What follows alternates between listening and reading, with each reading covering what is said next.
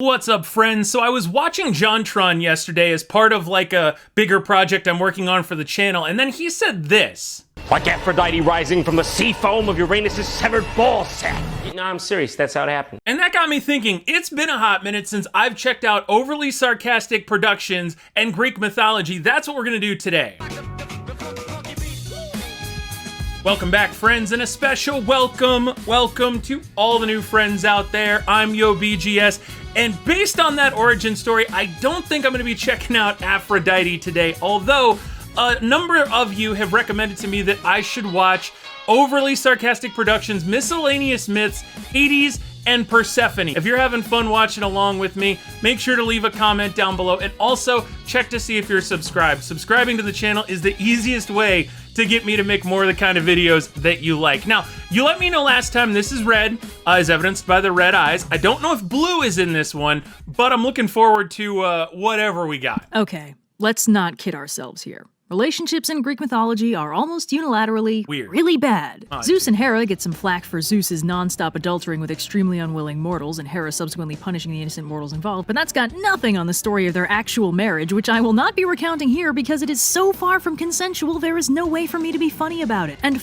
I mean, that's fair. Also, far more, chestal region than I was expecting for this video already. Far from consensual is a recurring theme in the mythos. Zeus, Poseidon, and Apollo especially tend to default to kidnapping when a pre-mortal catches their eye, sometimes combined with their whole divine shapeshifting dealio to trick or coerce those mortals into banging them. If the mortal is lucky, they survive the process and gain some superpowers or kick off a lineage of heroes. If they're not, they usually die horribly. Some of Apollo's famous lovers die tragically after a fulfilling personal relationship with him, but most of them die tragically trying to outrun him. That is straight. I mean, it's weird because like it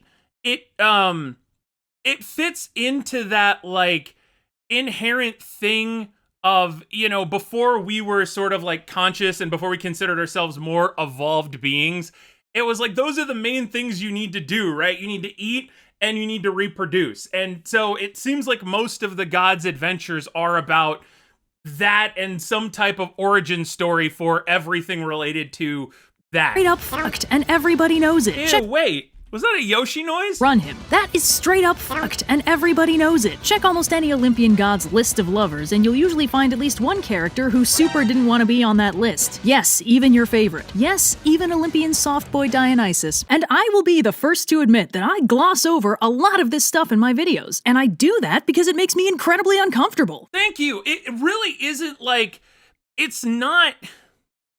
It's weird because it's not particularly fun.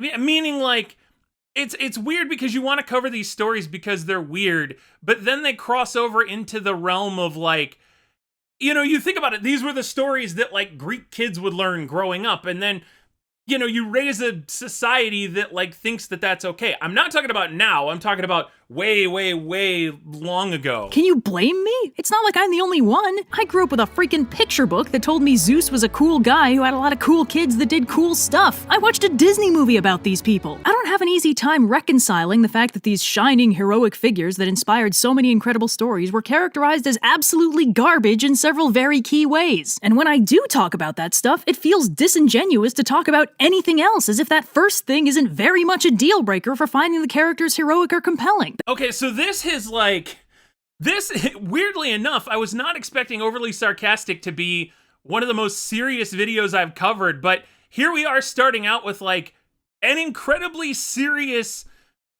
set of circumstances about like how you have to deal with, you know, and it's funny because you run into this when you talk about YouTubers as well. There are people that have made videos or whatever that are kind of funny, and then they turn out to be really scummy people, and how do you reconcile as a creator melding those things together? It's just funny that it's history repeating itself in a much weirder way. Basically, every modern retelling or reimagining of Greek mythology heavily sanitizes the stories in one way or another. The Greek pantheon gets given the same treatment as most beloved problematic celebrities. We love it for the stories it gave us, and we pretend not to notice the part where it won't stop assaulting underage fans because... Oh my god, yeah, I mean, it's really... When you put it like that, it's a little hard to not notice. That behavior doesn't fit the image we have of it. And that's because we, as a collective audience, are primed to think of gods as good guys. And good guys don't do that kind of thing. That'd make them bad guys. And that is exactly why only one Greek god gets consistently held responsible for these problematic behaviors. None other than Hades, Lord of the Dead and unjustified Satan analog. Because of our social biases, most of which come from a pop culture understanding of Christianity, which is the same source for our gods are necessarily good thing, a modern audience starts off primed to hate this guy. Lord of the Underworld? We all know what that means. Cartoon Lucifer, King of Hell, token evil divinity, blatant bad guy. Where is Doom Guy when you need him? And also, it's weird because as time has gone on, you know, we've learned more about like the non-canon books that almost made it into the Bible, including like the ones that said, isn't there one, I think it's from like Timothy or something, where like, or it was like a gospel according to somebody that didn't get put in the Bible. And basically what happens in that is like Jesus trips over a bush and then turns around and says some like mythical stuff to it, and the bush just like dies essentially. And it's like, okay, so even back then there were people that were trying to humanize essentially the deities. The TLDR, I'm guessing here, is just don't put people on a pedestal. Easy peasy. And he kidnapped his wife? What an asshole. No wonder nobody hangs out with this guy. Man, what a jerk. Anyway, I just love Apollo. He's the hottest thing since hotness. And isn't it tragic how many of his true loves die? Wonder why that keeps happening. When retelling or reinterpreting ancient stories in a modern context, we almost always end up cherry picking. Oh my, you know what? It's funny because if Red were in Greek mythology, like, she would end up being the one that gets kidnapped because she's openly mocking all of the deities in the picking story. The parts that make the most sense to our modern worldview and sensibilities, and working around the parts that suffer from the worst of the culture clash. Ancient Greece was pretty cool about a lot of stuff, but women, for example, were not on that list. So from a modern perspective, when we look back at these original tellings, it's very difficult to see Zeus doing his thing and conclude anything other than that the king of the gods is an omnipotent serial rapist who Maybe this was them saying, though, that like their story is a load of bull. leaves a trail of shattered lives and bastard children in his wake, and this pantheon is a fucking nightmare. But that is not the perspective a contemporary Athenian would have had, it's not the impact the contemporary storytellers would have wanted to produce, and it is not the image most modern writers want to attach to their Skyfather King of the Gods hero character. The idea that gods are supposed to be good is comparatively new. For the ancient Greeks, gods were reflections of what was true, rather than what was ideal or morally right. Ancient Greece was terrible to women, so that was reflected in the gods. But to us, and our pervasive pop culture Christianity, deities and divinity-adjacent figures are thought of more like paragons, idealized representations of goodness and virtue. So because 90% of the time they're used to sell you something. One of the biggest companies in the world is Nike. You know, if the god Nike was a god, right? If the god Nike was portrayed as it actually is, I'm guessing that Nike the brand would not want to associate with it. If the gods Wendy's and McDonald's, okay, I know those aren't gods, but you get the point. when we try and apply that moralized perspective to the Greek gods, we get some serious cognitive dissonance. So the adaptations usually end up buffing it out. Sure, in all but the most squeaky clean versions, Zeus is usually still cheating on Hera, which from our societal perspective is typically seen as a much more forgivable crime. It took me a hot second to realize that wasn't a real art installation and that it was a meme. And I'm like, oh my god. Especially if you also rewrite Hera to be as deliberately unlikable as possible, the Romans. But most of Zeus's trysts get rewritten as affairs of the heart, because those are almost universally seen as significantly less bad than the non-consensual alternative, a distinction that did not exist in ancient Greece. Among other things, ancient Greek art used a lot of stock poses to signify major story beats, and there was literally no distinction between the stock pose for kidnapping and for marriage. Same result, same concept. What registers as an unforgivable crime to our eyes wasn't even recognized in the culture it came from. This specific culture clash is pretty significant, which is why this is the part that mostly gets ignored, sanitized, or otherwise rewritten for modern audiences. I mean, unless you're Hades. Because fuck him, right? We already hate that guy on principle. There's no need to clean up his image so a modern audience will like him. In fact, maybe it's better if we make him deliberately worse, just so people know who they should be rooting against. But then they made him like fabulous. I don't know. It's that weird thing where like you dump all of that negative stuff on one entity essentially, but even then, it still got cleaned up in a really weird sort of way. So, with that lengthy and spicy preamble out of the way, let's talk about Hades and Persephone. Now, these two show up off and on throughout the mythology, but their best-known myth, the story of how they got married, is recounted in the Homeric Hymn to Demeter, written sometime around the mid-600s BCE. This is pretty much the only detailed source we have for this myth, although references to Persephone's abduction pop up in broad terms in the theogony and the general folklore. The hymn begins with Persephone chilling in a flower field when the ground splits open, Hades erupts from the earth in a chariot, grabs her, and dives back underground. The narrator helpfully informs us that this abduction was sponsored and ordered by Zeus, Persephone's father, because Hades was in love with Persephone, but Zeus didn't Zeus, Persephone's father, as if it would have been anyone else. think Demeter would approve, so he told him, just kidnap her, never fails for me. Demeter, of course, panics when she realizes Persephone's gone and tears off in a fury looking for her. Nobody has any idea where she might be until Demeter runs into Hecate, the chthonic goddess of magic, who tells her she didn't see anything, but she heard Persephone being abducted. The goddesses continue searching together and eventually seek out Helios, Titan. What would that be like? Help, help, I'm being abducted. What the? Birds sounding really weird today. The sun, who, from his lofty vantage point, conveniently saw everything. He tells Demeter that Persephone was taken by Hades, but the blame is all on Zeus, who approved the kidnapping and gave Persephone to Hades as his wife. So this isn't really a kidnapping so much as it is an arranged marriage. Demeter is furious, but Helios tells her, hey... Although... yeah, arranged marriage, a whole nother kettle of fish entirely. I just want to take this moment to be like, this animation, the colors... they're so vibrant. I love that, dude. She could do a lot worse for a son-in-law. Hades is a pretty cool dude, and as king of the underworld, his divine domain is nothing to sneeze at. As firstborn son of Kronos, the world was his by birthright, and even if there's a bit of a delay, everyone becomes his subject eventually. Hades is basically the best husband Persephone could ever hope for, but that's pretty cold comfort for Demeter, who evidently didn't want Persephone getting married at all. She takes a bit of personal time off and disguises herself as an old woman, and ends up getting a part-time job as a nurse to the royal family of Eleusis. Which, by the way, it's understandable why in this cinematic universe, if you will, where most of the women are married via kidnapping, it's understandable that a woman would not want her daughter to get married because that's not an experience that she wanted to go through, much less her kid. In fact, a major cult center of Demeter and Persephone that we'll talk about more later. Demeter cares for the baby prince Demophon in her own unique way, by setting him on fire. Don't freak out.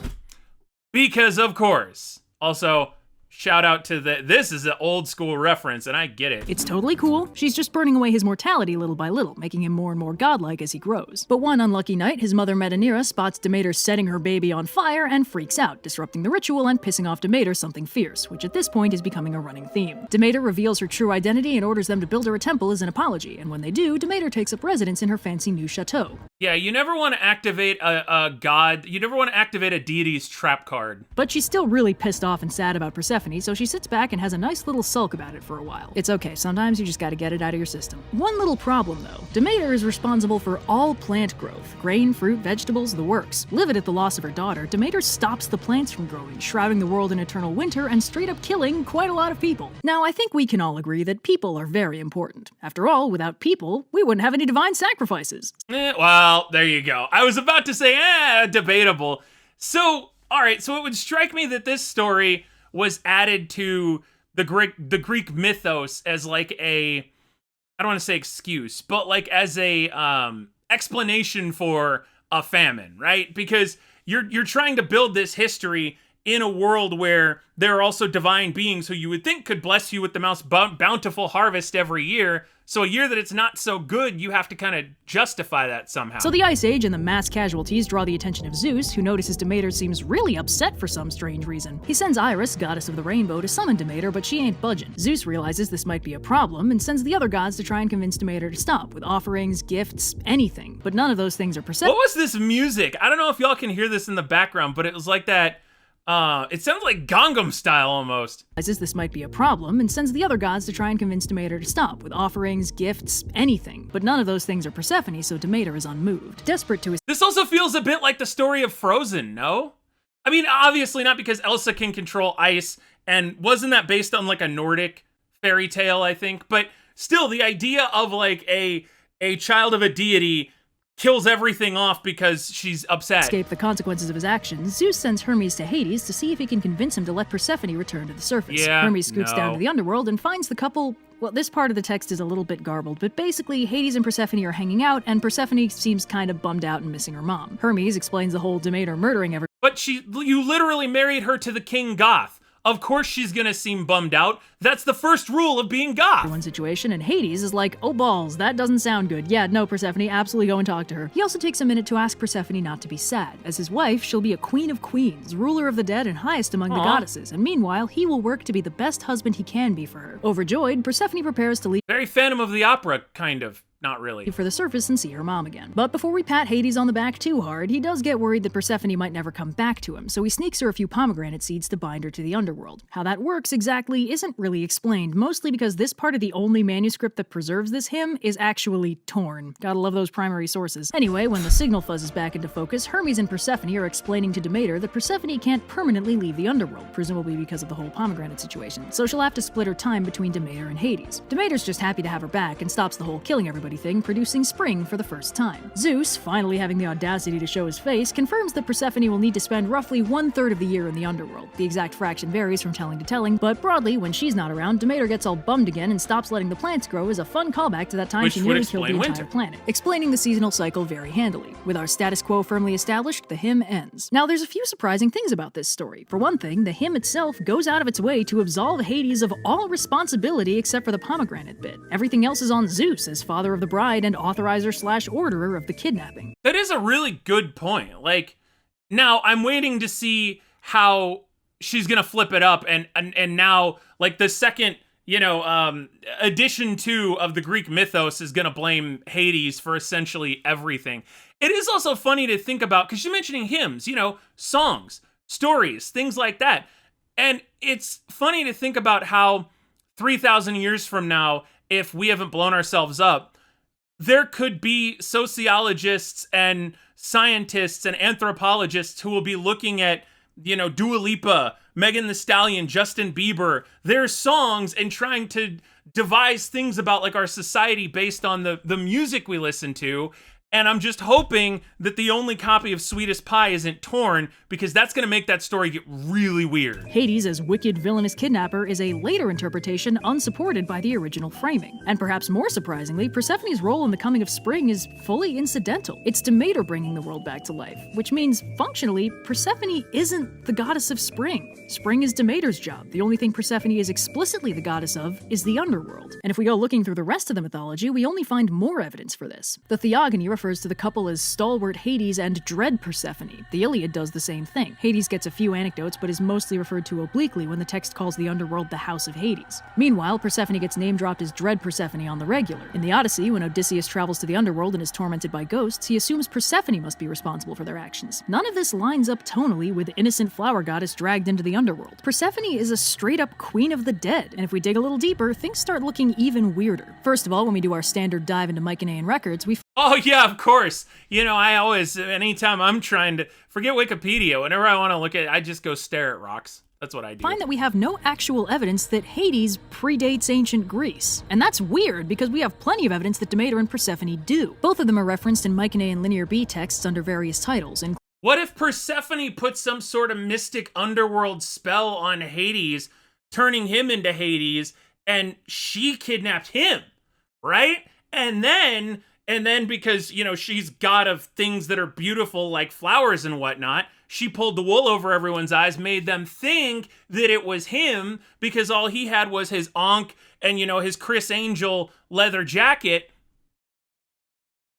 See, this is why you watch this far into the video. We're breaking it down. the collective Wanaso, meaning the two queens. And remember that, we'll come back to it later. Zeus and Poseidon also have clear Mycenaean counterparts, but not Hades. And that wouldn't be super weird if it weren't for the fact that the story of Persephone's descent into the underworld also seems to predate ancient Greece, and by extension, Hades. Now, just because we cannot find his name in Linear B does not strictly mean that Hades didn't exist in some form, but we do know that in the Mycenaean inscriptions we have, the role of King of the Underworld was filled by Poseidon, which would have made Hades' role redundant. And Poseidon is frequently referred to collectively with the Wanaso with the epithet Wanax, meaning the king, implying that Mycenaean Poseidon, Demeter, and Persephone were worshipped together in some form of trio capacity. So even if the kidnapper figure wasn't Hades back in the Mycenaean days, Demeter and Persephone were still mixed up with the King of the Dead. Anyway, the Homeric Hymn is the main written account we have of the abduction myth, but it was also ritually reenacted every year at the Eleusinian Mysteries, an initiation rite for the cult of Demeter and Persephone at Eleusis. Oh, that's right. I forgot about, okay, so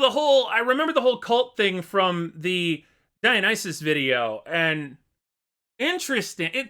It's always interesting to me that every god has a cult, right?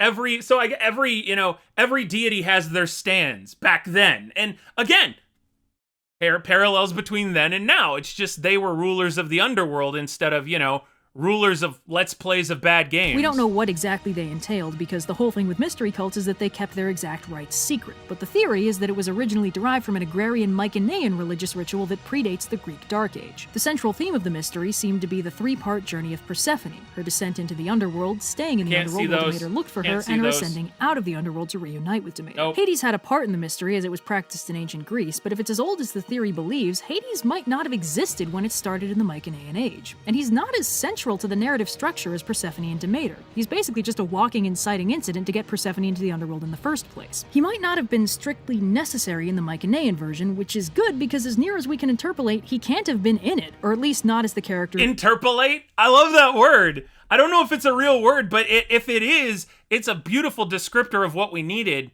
I don't know. It's always cool when you learn different things like that. But see, part of me wonders if the Mycenaeans, because, Poseidon was god of the underworld, it was almost like they interpreted underwater with death. I'm just wildly speculating, but then when you get to the Greeks, who think of death and underwater as separate entities, then it was like, okay, we need a different thing for this, and then who gets custody of Persephone, and that was how they sort of shook things out. Again, I'm just, I kind of speculate wildly in these just because I think it's fun. It's how I learn, because I say this and then you correct me in the comments, but it's interesting to see how it's all playing out. In the Mycenaean version, which is good because as near as we can interpolate, he can't have been in it, or at least not as the character we recognize later. And on top of that, the whole descent into and ascent out of the underworld thing is a very common story structure in Indo-European mythology. That's a wild with Ishtar, character and there. That base story format does not require an abduction. And that's not the only instance in the mythology where Hades takes a back seat. Persephone and Demeter are central to a very ancient Arcadian mystery cult that doesn't seem to factor in Hades at all. In Arcadia, Demeter and Persephone are collectively referred to as Despoinai, meaning the mistresses, which you may note is quite similar to the Linear B Wanaso Two Queens title. In Arcadia, Persephone was also individually called Daughter of Demeter and Poseidon, name as a title meaning mistress, feminine form of despotes, aka despot. True name was only known to those initiated in mysteries conceived when Poseidon took the form of a horse to pursue Demeter. Poseidon's archaic form in Arcadia was a horse. Of course, explanations of explanations of explanations. When he was born in the shape of a mare. Oops. Has a brother Arion, a talking horse, because why not? Called Despoina, the mistress, and this gets a bit confusing because Despoina is sometimes described as distinctly separate from Persephone, and by sometimes, I mean exclusively by Pausanias in the 200s AD, fully 800 years after the Homeric hymns, and apparently by nobody else. Other than him, basically everyone seems to recognize that Despoina is Persephone, but it's hard to say for certain, both because I like the Vegas, that you only ever see this hat on like old women in Vegas at like a slot machine. You know what I'm saying? And it's funny because I'm sitting here watching this and I'm trying to figure out like, well, wait, what's the real story? And then you have to facepalm and be like, there is no real story, as these are all, it's all mythology made up by people to explain things essentially that they couldn't see or comprehend based on the level of academia at the time. So like me sitting here in my goofy brain trying to figure out which one is right, there is no right. These are, they're just two separate tellings of the same story. Mystery cults keep their secrets, and because Despoina's whole deal was that her true name was forbidden. Only those initiated in her mysteries were allowed to know or speak it. So it might have been Persephone, but we're not allowed to know. The Arcadian mystery cult of the Despoinai is theorized to straight up predate the Greek-speaking immigrants to the region, so Demeter and Persephone might have originally been the Greekified version of a very ancient duo of spooky eldritch goddesses. Also, fun fact, in Arcadia, Despoina is seen as a child of Demeter and Poseidon rather than Zeus, and more confusingly, everyone involved in that particular story is shaped like a horse. Demeter turns into a horse to outrun Poseidon, Poseidon turns into a horse to chase her down, they have a beautiful horse baby who later grows into Despoina, aka Persephone. That is too many horses. Put those back. But it also— No, it's totally fine. See, like, again, you know how I was drawing the comparisons earlier? So the Mycenaeans had bronies, and we have bronies. It's just you know, again, the ability to make costumes has evolved. You know what? Don't worry So it about does it. parallel that weird connection we noted between Poseidon and the queens in the Mycenaean version. There's also more confusion about Persephone's name specifically, because in some parts of the mythology, usually when discussing the time before her abduction, she's referred to as Kore. Kore, daughter of Demeter and Zeus. Name is a title meaning maiden, girl, or daughter, a goddess of vegetation and nature. Theme of the Orphic cult is a goddess of all nature, almost exclusively referenced along with Demeter, universally recognized as Persephone, subject of a lot of cults together with Demeter. So it almost feels, well, again, the whole like two queens thing. Instead of having 80 bajillion gods and goddesses ruling over everything, it seems like these two were essentially the focal point of this group of worshippers. Meaning maiden. Now, unlike Persephone, Kore does occasionally get specifically referenced as a nature goddess. But the other weird thing about that is that Kore is a really vague title. Maiden is the classy translation. It's equally valid to say it just means girl. And that sounds a hell of a lot like a vague pseudonym you use when you can't say their name, like in the case of Despoina, and more notably, Hades. See, underworld gods were scary as hell, pun intended, and it was generally believed that calling them by name was a really good way to get their attention, which was a scary bad thing. So Beetlejuice. Rather than saying Hades' name outright, he'd mostly get called by epithets or euphemisms, like the one with many names or the one who receives many guests, which has the bonus benefit of sounding raw as hell. So we've got Persephone, which is, as near as we can tell, her actual name, but we've also got two extremely vague but very distinct titles, Kore and Despoina, that seem to have been pseudonyms originally arising from people specifically playing it safe and trying not to get her attention. So Persephone is like a Greek Bane, essentially.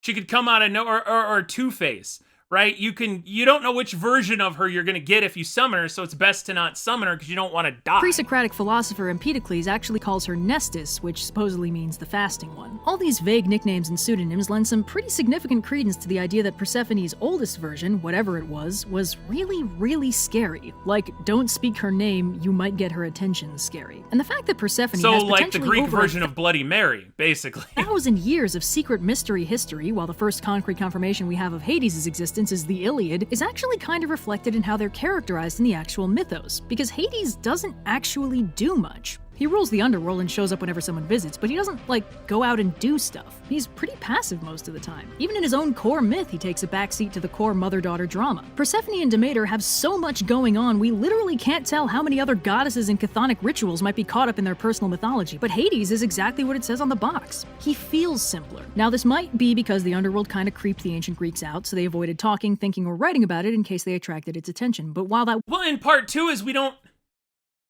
know about it, right? The concept of agriculture, we know a lot about. There's a lot of different phases of it. The weather, they can learn about, understand that there are different phases, the seasons, things like that. But death is death is death.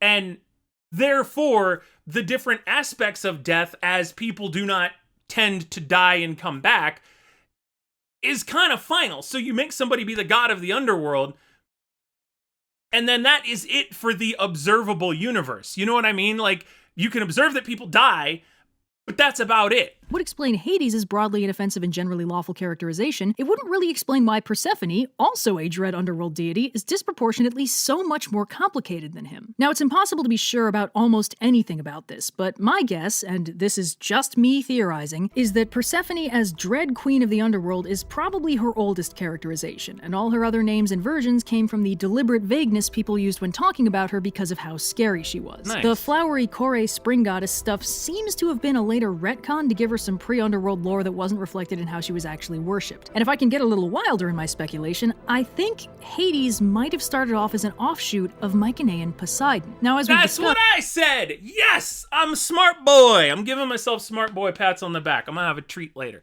Because she also mentioned a spot where Hades was tied to Earth, and I thought I'd seen, yeah, there was like a whole thing here where Poseidon was called like Earth Shaker at one point, and I'm like, well, they may have just, you heard it, you watched the video. Mycenaean Poseidon was king of the underworld, and he had an unclear but definitely extant connection to Demeter and Persephone. In fact, in some Minoan and Mycenaean cults, there was a very widespread duality between the paired figures of a god of the underworld and a goddess of nature. And in the Mycenaean version, that god of the underworld role was filled by Poseidon, and the goddess of nature seems to have been Demeter, although there is some debate over that. The parallels keep popping up, but after the Greek Dark Age, Poseidon was definitely not the king of the underworld. Appreciate the dolphin. And that 10 out connection of to the 10. Despoinai was mostly lost, and Hades got it instead. instead. So this might be another Hermes situation, where Hermes started off as a specialized epithet for Pan before getting carved off into his own god. If Poseidon's king of the underworld duties got peeled off during the Dark Age and formed a new god filling an ancient role, that'd account for the discrepancy and why Hades is curiously absent from the pre-Dark Age sources. And I also think it was because people needed, because you start to wonder, why are there so many different gods and goddesses when it seemed like they had everything pretty well covered? And then you start to realize, like, they needed, you know, if you were the head of the temple of goddess A, you're the head of the temple. And then if someone else wants to come along and they want to be the head of the temple, well, the only real way to do that is to carve out a separate deity that they can then be the head of the cult of. So they probably take parts of what you were doing, go somewhere else, build their own temple, and then they're like, oh, you haven't heard of Phlegunjman? Phlegunjman is the god of all this sort of stuff, and he's where it's at. And then everyone's like, oh, dang, I'm Team Phlegunjman. Barely factors into the Homeric stories either. It'd also potentially indicate that in the pre-Dark Age roots of the abduction story, Poseidon filled some variation of the role that later belonged to Hades. This is 100% my own crack theory, though. I cannot find anyone else making this connection, and there is no ironclad textual evidence to support this. We are fully in the thumbtacks and string zone here. But if there's one thing that we can definitely take away from this, it's that this is a uniquely snarled part of the mythos. There's a ton of moving parts, epithets, and pseudonyms making everything confusing. This is not helped by the fact that there's also a lot of widely accepted misinformation about the story in general and Persephone specifically. On one side, there's the misinterpretation that Persephone's abduction was a horrifyingly violent assault, which stems from the fact that the ancient word for kidnap has taken on much more unpleasant connotations over the centuries. That I don't so much care for. Which was not its original application in the story. And on the other end of the misconception spectrum, there's the fairly modern idea that in the original version of the myth, Persephone willingly walked into the underworld and the kidnapping thing was a later retcon to strip away Persephone's agency and girl power. I trace this telling all the way back to the archaic era of 1978, when author Charlene Spretnak wrote Lost Goddesses of Early Greece, a collection of pre-Hellenic myths, which was intended to make the mythology more palatable for her young daughter since she didn't want to expose her to all the kidnapping and sexual assault. This book attempted to interpolate... You can appreciate that though, right?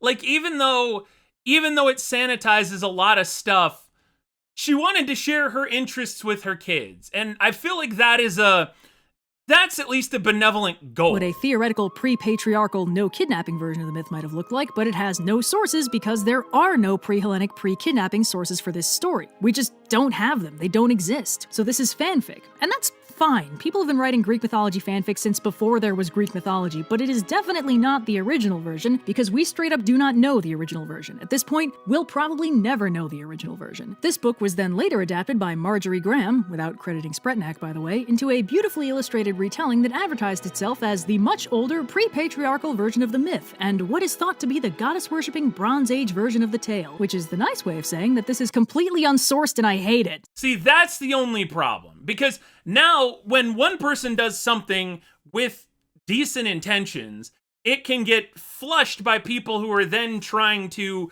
one-up that and then just citing the fake thing as... I mean, again, look at The Onion, look at Hard Drive, all those parody news sources that then kick all this weird stuff off. This is how misinformation spreads, people. This is cytogenesis in action. Cite your sources or admit you don't have any. But myth conceptions aside, at its core, the story of Hades and Persephone is surprisingly compelling. They are 100% the most functional canon relationship in Greek mythology. Among other things, Persephone is in the extremely rare position of sharing equal power and authority with her husband. They also never cheat on each other, and whenever someone tries to intrude on the relationship by kidnapping or seducing one of them, the other one does something really nasty to the intruder. This is all just canon. We don't even need to sweep any indiscretions under the rug. It's just there. And that's why this story is so incredibly popular with modern writers. There are at this point dozens of reimaginings of their relationship, and while some of them lean into the Hades as Satan angle for some easy villainy, most of them focus on the strange and contradictory beauty of the ultimate pastel goth love story. Their relationship started with an arranged marriage. I appreciate that there was an entire segment of that said in video kidnapping games. and a near apocalypse, and seamlessly transitioned into the most functional love story in the entire mythos. That is a fascinating scenario for writers to explore, from lore explore Olympus, reframing the controversial parts of their love story as a matter of unreliable narrators, That's to Supergiant really cool. Games as Hades, painting Hades and Persephone as deceiving the other gods with the story I of the love original this myth, to artwork. Hades Town, playing up how strained and tragic their love has become over the years. There's tons of complexities to explore. This story has the worst rep out of any Greek myth because of the whole Hades is bad guy bias we start with, but when we pull back the curtain of societal preconceptions and look at the real story as the ancient Greeks told it, we find a very strange and surprisingly loving relationship between two very different people. It's beautiful, and it's basically the only relationship in Greek mythology that is actively less horrifying when you read the original version. But all justifications and recontextualization aside, don't kidnap your loved ones.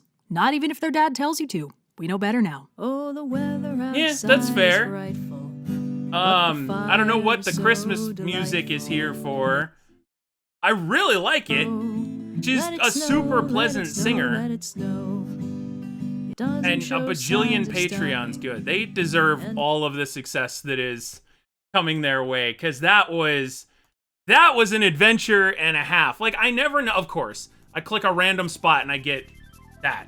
But you know, I don't know what I was expecting coming into this. I guess the typical Hades bad guy Satan analog sort of thing that we hear frequently, but you learn so much in such a short time by watching these, and I really do. I almost need to make like a follow-up video 2 days later after I've unpacked everything I've learned in this video, because it's so content dense and you have to appreciate it because, my God, it's incredible. And then, again, it shakes up everything you thought you knew about mythology over time, which is awesome as well. So, yeah, on that note, I hope you enjoyed the video. Please subscribe if you did. Take care, my friends. And as always, I will see you for the next myth and legend.